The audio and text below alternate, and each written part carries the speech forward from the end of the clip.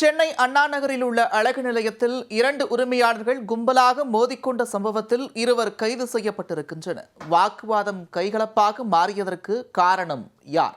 தனது வியாபாரத்தை பெருக்கும் நோக்கில் அழகு நிலையத்தில் குறைந்த விலையில் நிறைவான சேவை என்ற நோக்கில் செயல்பட்ட ஓனரை தொழில் போட்டியால் மற்றொருவர் தாக்கிய வீடியோதான் எது? வீண் வம்பிழுத்தவர்கள் மீது நடவடிக்கை எடுக்கப்பட்டதா?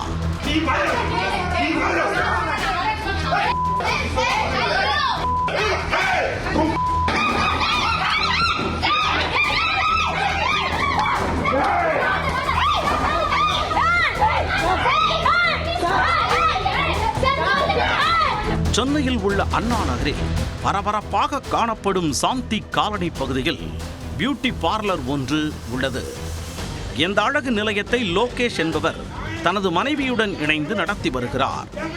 அருகில் உள்ள மற்ற அழகு நிலையங்களை விட குறைந்த விலையில் நிறைவான சேவை என்ற நோக்கில் சலுகை அறிவித்துள்ளார். இதனால் மற்ற பியூட்டி பார்லர்களை விட லோகேஷின் அழகு நிலையத்தில் கூட்டம் அலைமோதி உள்ளது. குறைந்த கட்டணம் என்ற போதிலும் அதிக வாடிக்கையாளர்கள் வந்ததால் நல்லா கல்லா கட்டி உள்ளார்.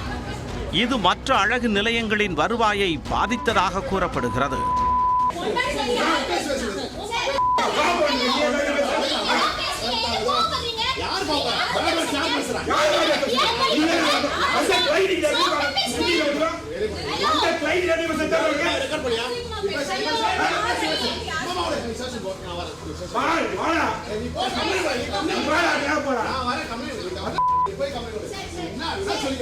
இதனால் அழகு கலை சேவைக்கு சரிவிகித கட்டணம் நிர்ணயிக்க கூறி பலரும் அழுத்தம் கொடுத்துள்ளதாக தெரிகிறது.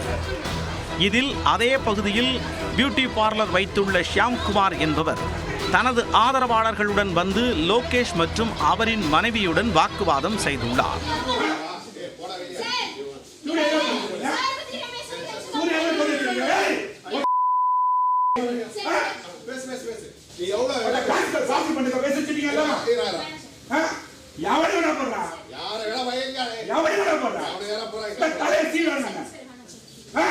வாக்குவாதம் முற்றிய நிலையில் ஷியாம்குமார் தாக்கியதில் லோகேஷ் மற்றும் அவரது மனைவிக்கு காயம் ஏற்பட்டுள்ளது.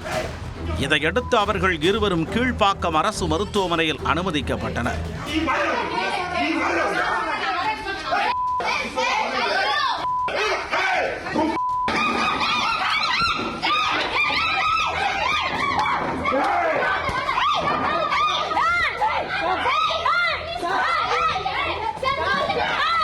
தாக்குதல் சம்பவம் தொடர்பாக லோகேஷ் தரப்பில் அண்ணா நகர் காவல் நிலையத்தில் புகார் அளிக்கப்பட்டுள்ளது. புகாரின் பேரில் சம்பவ இடத்திற்கு வந்த போலீசார் விசாரணை மேற்கொண்டனர். அத்துடன் தாக்குதல் நடத்தியவர்கள் மீது 6 பிரிவின் கீழ் வழக்கு பதிவு செய்துள்ளனர்.